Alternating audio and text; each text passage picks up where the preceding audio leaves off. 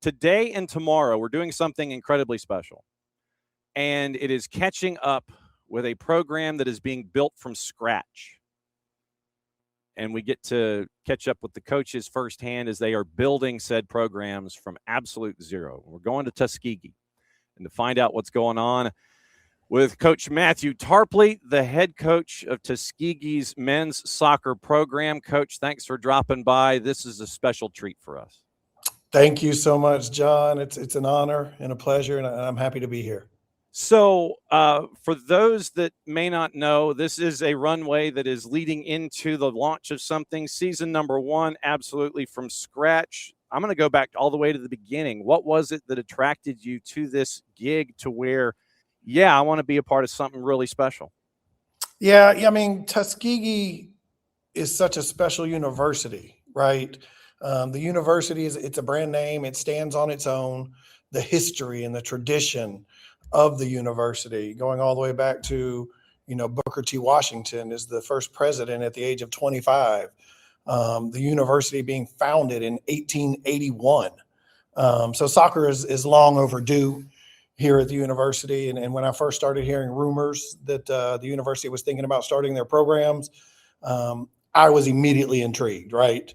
The opportunity to make history at such a historic university, was just more than I could ask for. So I'm really excited to be here. Can't wait for the season to get started. We're ready to go.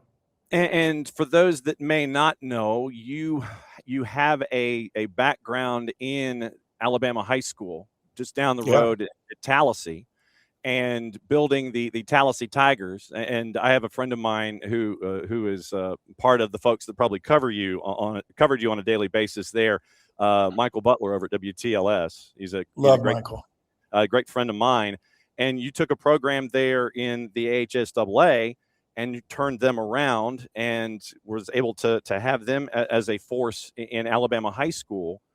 Have you always thought of yourself as a builder of programs, or was this just an opportunity where at Tuskegee you're like, man, yeah, this is something I can't pass up? I think so. John, I was at Smith Station High School, which is a large 7A school, very established, back in the 2012, 2013 kind of years, and heard a rumor that a new high school was starting in Montgomery. The principal there reached the administrator, and so I moved to Park Crossing High School in Montgomery, Alabama, and started that soccer program from nothing when the school opened. So that was my first kind of rebuild and startup. And then, yes, sir, I went over to Tallahassee, and Michael Butler is amazing. I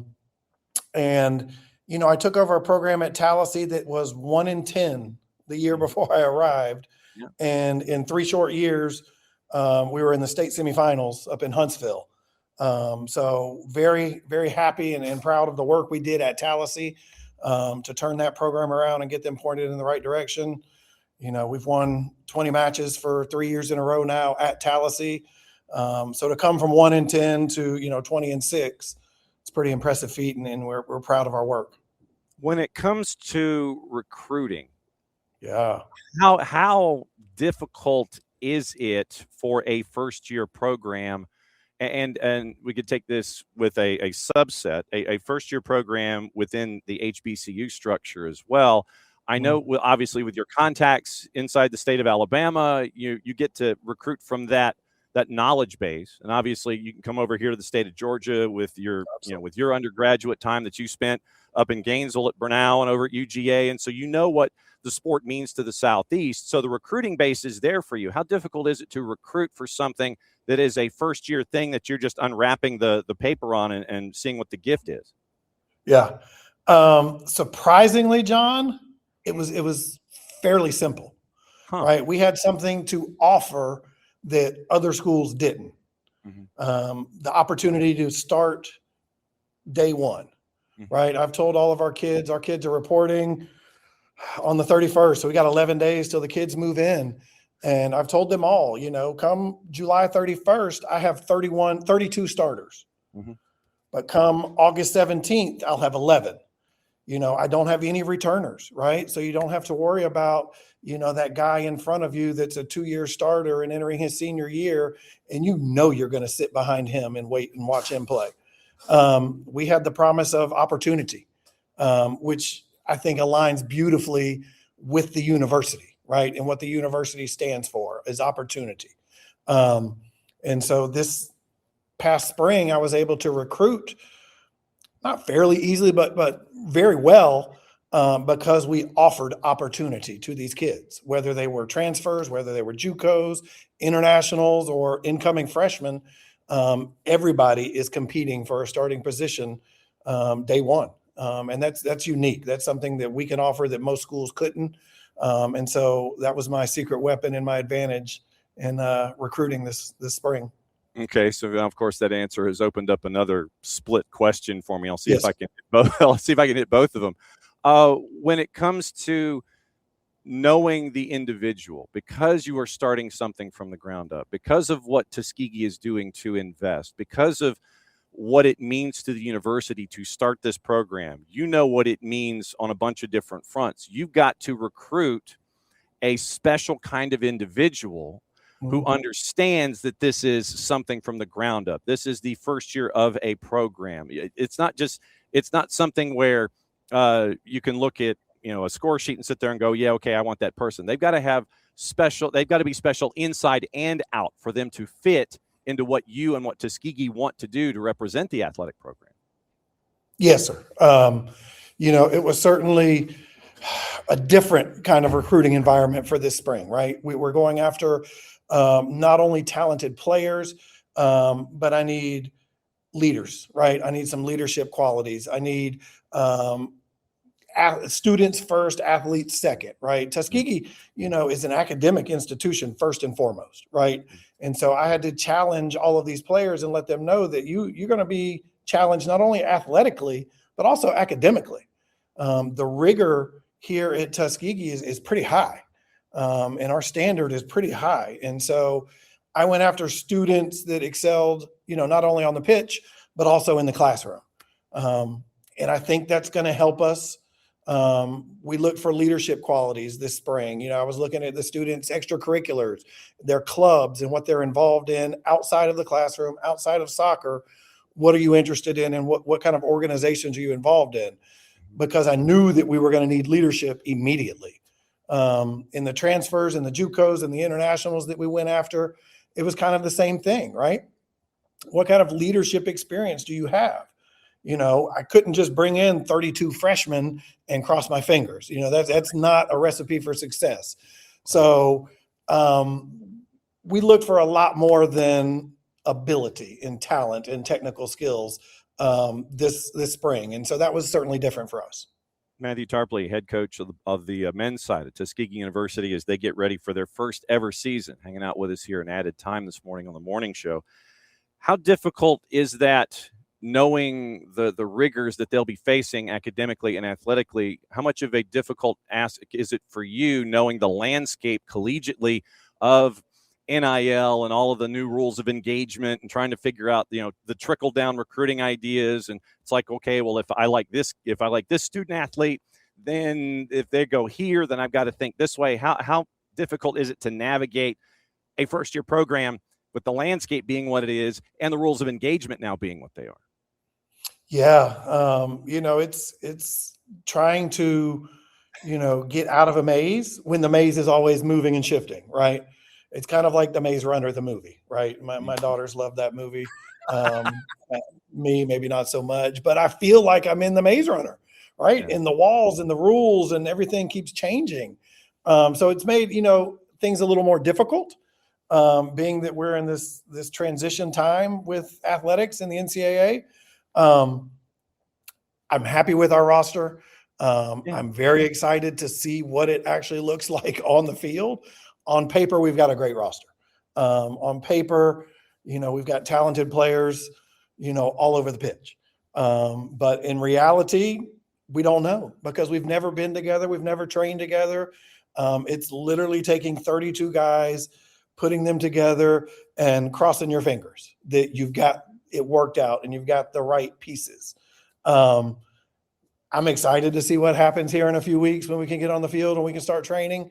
But yeah, it was certainly challenging this spring, trying to navigate the minefield and get all the right pieces on board. So you sign on. Yes, sir. The announcement comes out. All of the public relations, communications, athletic communications. They send out the release that Matthew Tarpley is the new head coach at Tuskegee University as they start their first year program. Did your phone blow up at that point? Is it like WhatsApps and texts and emails? Were you completely and totally inundated at that point, sitting there going, "What area code is this?" Was it like that when you signed on? It's exactly like that. Yeah, and it hasn't slowed down. So many kids, and calling and emailing every day. I would wake up and my inbox would be just slammed full of kids from all over the country that were excited that Tuskegee was starting soccer, that another HBU had a men's soccer program, and two, and it hasn't stopped. We've got a spreadsheet for 2027s, and we've got over 100 names on that spreadsheet already of kids that have expressed interest and want to come and play at Tuskegee. So I was pleasantly surprised with the response that we received, right? So many young athletes and students that want to come and play here and be a part of what we're building and what we're creating. It's certainly exciting. And I think the high school students and players, they can kind of sense and feel that excitement, and they just want to be a part of what we're doing here. What was the wildest or most random geographic communication that you've gotten in this process? I mean, I've got a lot of kids, a lot of internationals, right? We've got a midfielder coming from Italy. We've got a goalie coming from Trinidad. We've got a striker coming from Nigeria. So we're fairly diverse. But John, I'll tell you about my social experiment in a moment. But yeah, I was surprised getting, a lot of emails from Africa, right? From the continent of Africa. There's a lot of programs, college programs that are loaded with African players. And they're really good and they're really skilled. I just didn't know that players in Nigeria, in Senegal, in these countries even knew who Tuskegee was or had ever even heard of the university. So it was surprising when I would get an email from a player from the Ivory Coast or from Senegal. That was kind of a shocking moment for sure.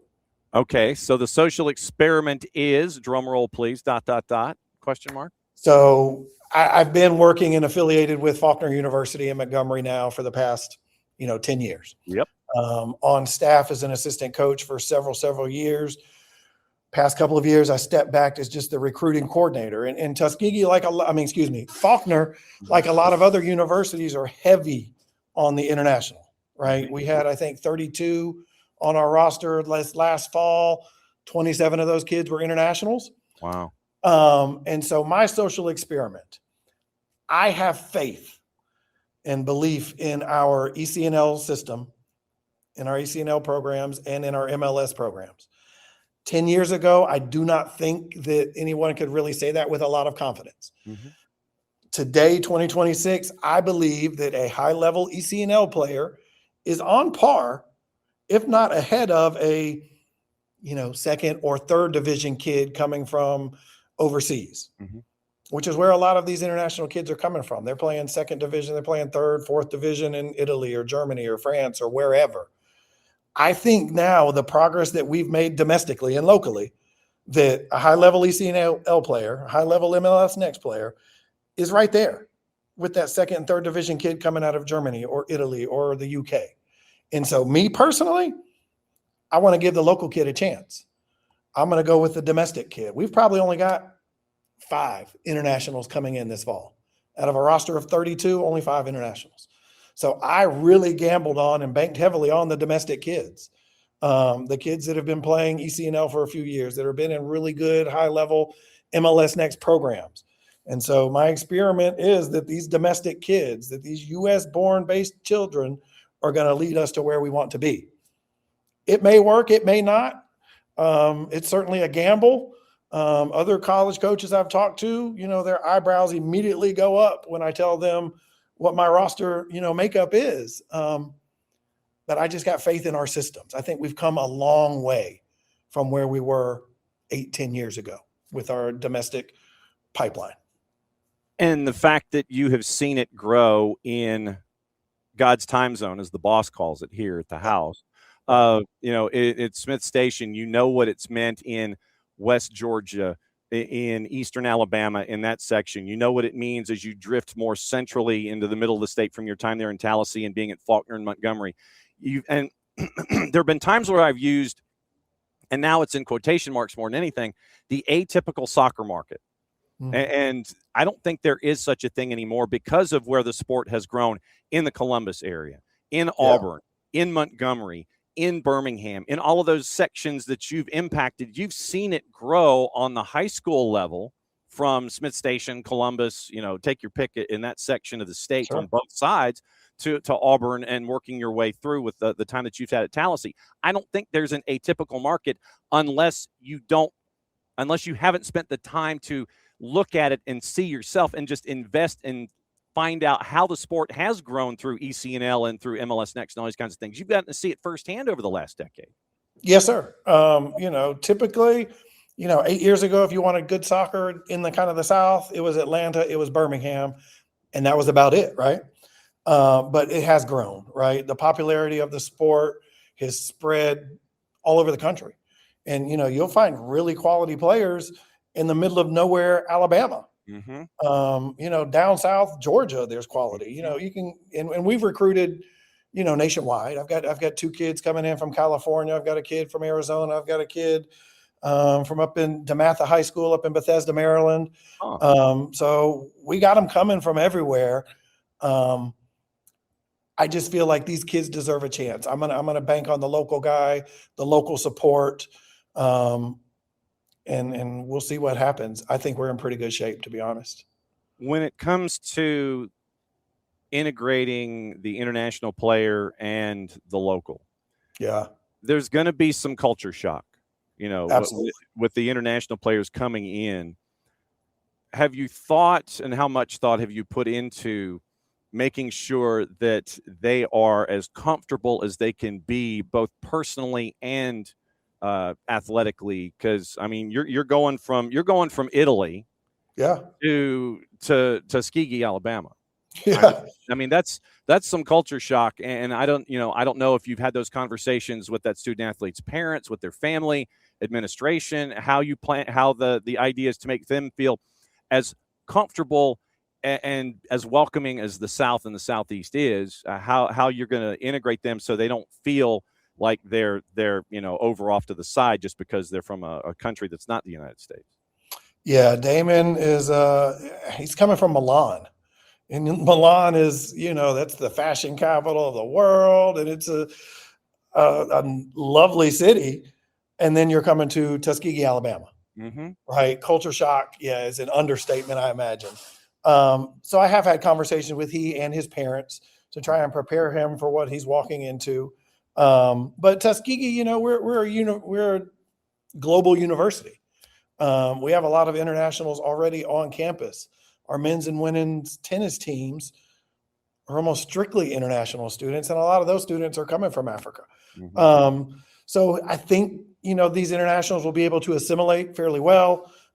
They know what they're coming and getting into. I think the heat and the humidity are going to be shocking for them. That may be the biggest thing. I think they will enjoy, Chick-fil-A, I was going to say the down-home Southern cooking that you can get in that part of the state. That's something. Yeah, I think the weather, the environment and the climate are going to be the biggest shock to their system. The classes in the university and the education side of it, I think will be fine. On the field, once we hit the pitch, I think the football, the soccer will be fine. But it's a factor for sure. If they were coming to a larger city, okay. But there's going to be some culture shock coming to small town Alabama from Milan or from the island of Trinidad or from, Nigeria. It's a different place, but I think the culture that we create within our program, the university has a great culture, and campus life and student life on campus is amazing. And there's always something going on campus, right? So they'll be able to get engaged and get involved in what's going on here. And that's not a problem. I think the bigger issue is for me and my staff is to create that culture within our program.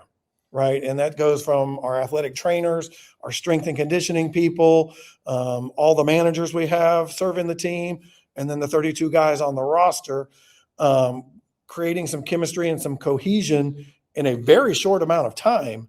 Once they arrive, we've literally got, 20 days from the day they move in to the day we are playing, AUM in Montgomery, which will probably be ranked, top 25 nationally when the preseason polls come out.